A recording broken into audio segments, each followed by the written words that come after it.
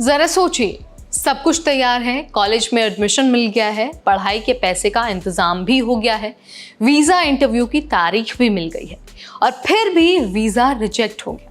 जी हाँ, आज मैं आपको एक ऐसे इंडियन स्टूडेंट की कहानी बताने वाली हूँ जिसका F1 वीजा दिल्ली में खारिज कर दिया गया, वो भी बिना किसी क्लियर रीजन के। तो अगर आप भी यूएस पढ़ने का सपना देख रहे हैं तो ये वीडियो एंड तक जरूर देखिएगा, क्योंकि यहाँ पर आपको बहुत सारे लेसन्स मिलने वाले हैं। आपको समझ में आएगा कि आपको प्लानिंग इंटरव्यू के लिए कैसी करनी है, आपको कैसे तैयारी करनी है और किन बातों का ध्यान रखना है ताकि जब सारी चीजें हो जाएं तो आपका वीजा रिजेक्ट ना हो। नमस्कार, मेरा नाम है नेहा उपाध्याय और आप देखना शुरू कर चुके हैं एनबीटी टेक है। तो भाई, हम जिस इंडियन स्टूडेंट की बात कर रहे हैं उन्होंने नॉर्थ ईस्टर्न यूनिवर्सिटी में सप्लाई चेन मैनेजमेंट में मास्टर्स के लिए एडमिशन लिया था। इंटरव्यू था 1 जुलाई को दिल्ली में सुबह 9:20 पर।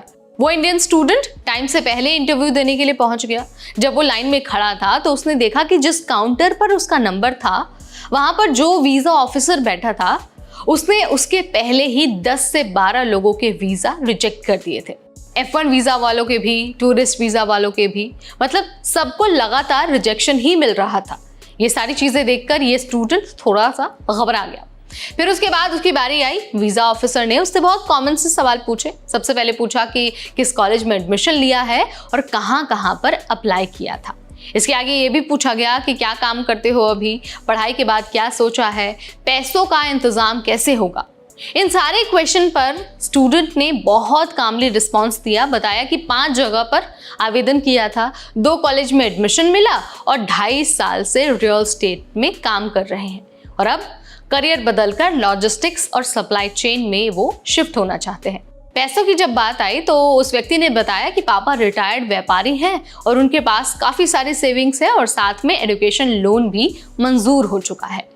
सब कुछ बहुत क्लियर लग रहा था, सब कुछ ठीक लग रहा था, रिस्पांस भी बहुत अच्छा था। ये स्टूडेंट बहुत कॉन्फिडेंस के साथ रिस्पांस दे रहा था और बता रहा था कि भाई पैसे का तो पूरा इंतजाम हो गया।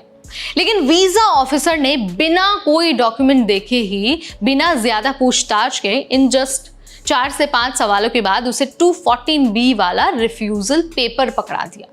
स्टूडेंट हैरान हो गया।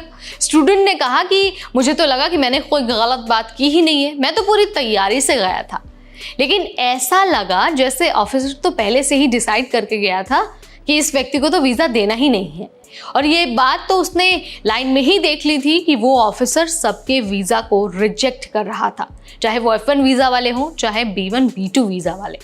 जब इस स्टूडेंट ने अपनी कहानी ऑनलाइन शेयर की तो कमेंट सेक्शन में कमेंट्स की बाढ़ आ गई। किसी ने कहा कि नॉर्थ वेस्टर्न यूनिवर्सिटी अब वीजा ऑफिसर्स के लिए रेड फ्लैग बन गया है, वहां पर बहुत ज्यादा इंटरनेशनल स्टूडेंट्स जा रहे हैं। वहीं दूसरे व्यक्ति ने कहा कि मेरा भी दिल्ली में वीजा रिजेक्ट हुआ था, सेम काउंटर था, सेम ऑफिसर था और सुबह वाला टाइम ही था। सबके वीजा को वो ऑफिसर रिजेक्ट ही कर रहा था। एक लड़की ने तो लिखा कि मुझे बोला गया कि फाइनेंशियल डॉक्यूमेंट्स कमजोर हैं, अब मैंने I-20 अपडेट करवाया है। वहीं एक स्टूडेंट ने कहा कि ऑफिसर ने तो मुझसे कोई डॉक्यूमेंट मांगा ही नहीं। अब देखिए, इस बीच सवाल ये है कि जब सब कुछ ठीक था तो फिर वीजा क्यों रिजेक्ट कर दिया गया। असल में क्या होता है ना कि वीजा ऑफिसर्स ये देखते हैं कि क्या आप पढ़ाई पूरी होने के बाद वापस अपने देश आएंगे भी या फिर नहीं। अगर उन्हें थोड़ा सा भी शक हो जाता है ना कि आप पढ़ाई के बहाने यूएस में बसने की प्लानिंग कर रहे हैं तो वो बिना देर किए मना कर देते हैं। और कुछ ऑफिसर्स तो कॉलेज के नाम से ही शक करने लगते हैं। जैसे नॉर्थ ईस्टर्न यूनिवर्सिटी की ही बात कर लीजिए, यहाँ पर बहुत ज़्यादा इंटरनेशनल स्टूडेंट्स भरे रहते हैं। मतलब ये जो यूनिवर्सिटी है ना वो इंटरनेशनल स्टूडेंट्स का हब है। और हाँ, करियर शिफ्ट भी ना एक बहुत बड़ा रीज़न है, जैसे रियल एस्टेट से लॉजिस्टिक्स। ये जो पॉइंट है ना, ये ऑफिसर को भ्रमित कर सकता है कि आप सीरियस हैं भी या फिर नहीं। तो भाई, अगर आप भी F1 वीज़ा के लिए तैयारी कर रहे हैं तो ये जो 3 बातें मैं आपको बताने वाली हूँ ना अभी, उनको ध्यान से सुन लीजिए, ध्यान से गांठ बांध लीजिए।